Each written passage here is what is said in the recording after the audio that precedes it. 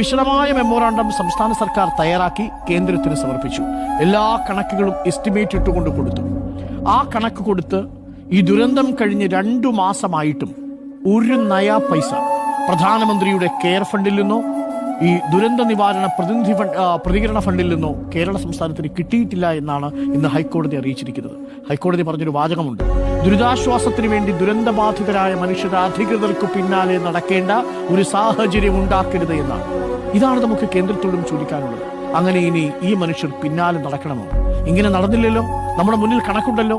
ഇന്നിപ്പോ ദുരന്ത നിവാരണ പ്രതികരണ നിധിയുടെ കണക്ക് പുറത്തു വന്നിട്ടുണ്ട്. വിവിധ സംസ്ഥാനങ്ങൾക്ക് കൊടുത്ത വിഹിതം, ആ വിഹിതം ഒന്ന് എടുത്തു നോക്കിയാൽ ആ കണക്കിലെ വ്യത്യാസം നമുക്ക് മനസ്സിലാവും. മഹാരാഷ്ട്രയിൽ കൊടുത്തത് 1492 കോടി രൂപയാണ്. ഒരു മെമ്മോറാണ്ടവും ചോദിച്ചില്ല കേട്ടോ. ആന്ധ്രാപ്രദേശിൽ കൊടുത്തത് 716 കോടിയാണ്.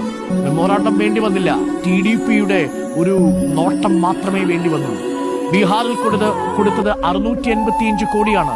നിതീഷ് കുമാർ ഒന്ന് നോക്കിയതേയുള്ളൂ. ഗുജറാത്തിൽ കൊടുത്തത് 600 കോടി രൂപയാണ്.